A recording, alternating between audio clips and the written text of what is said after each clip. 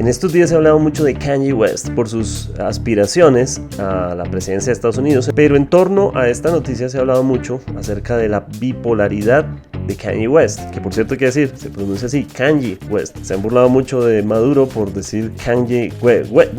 Pues bien, hay muchos estigmas en torno a las enfermedades mentales, a las condiciones mentales como la ciclotimia o, por ejemplo, el desorden bipolar o los maniáticos depresivos. Pero resulta que en la música hay montones y esto no tiene que ver con su calidad musical, ni la disminuye ni la aumenta, pero sí es una condición normal. Y por ende es interesante pensar en cómo deshacernos de los estigmas. Les voy a dar varios nombres de ídolos que hemos admirado siempre y que tenían condiciones mentales particulares. Incluso estos son aquellos de los que se ha sabido, pero no sabemos de cuántos artistas por estos estigmas no lo hayan contado.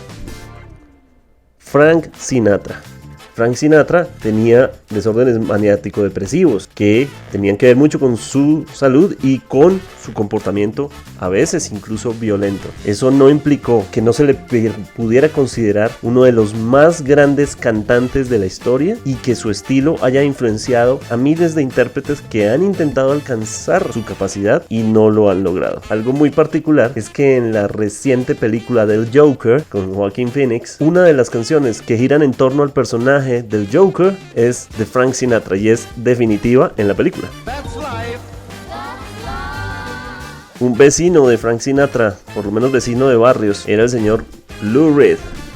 Lou Reed también presentaba desórdenes de estilo bipolar que no fueron determinantes en su carrera, es más, le permitieron llevar un legado muy interesante en un momento que causó una ruptura sonora frente a lo que estaba pasando en la música en Nueva York y en el mundo. Pero vámonos un poco más lejos. El compositor alemán Robert Schumann presentaba desórdenes mentales que giraban en torno al maniático depresivo. Todo esto ha sido estudiado en diferentes análisis médicos. Por ejemplo, un estudio de la Royal College of Physicians y de Clínica Medicina planteó en el 2015 un estudio muy interesante que se llama Music and Madness, Neuropsychiatric Aspects of Music. En este estudio, este centro médico planteaba que sí hay una relación interesante entre lo que ocurre en los desórdenes mentales y la música y sobre todo la creatividad. A partir del estudio de muchos pacientes con un alto índice, un IQ bastante alto, demostraba que había una mayor frecuencia de creatividad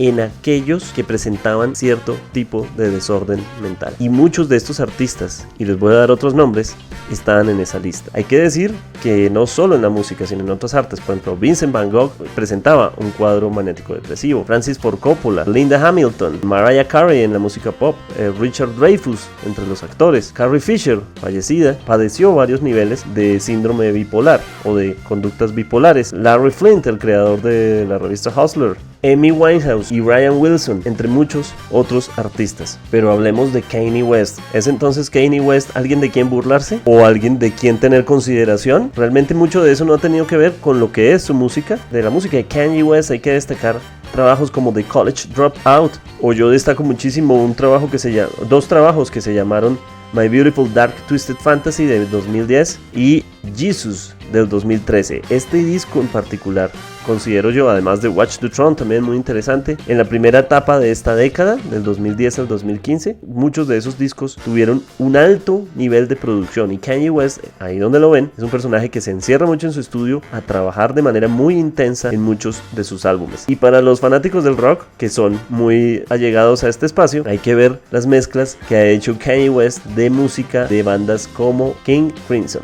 Esto es Caja de Resonancia, yo soy Carlos Solano y los espero la próxima semana en este espacio. Gracias.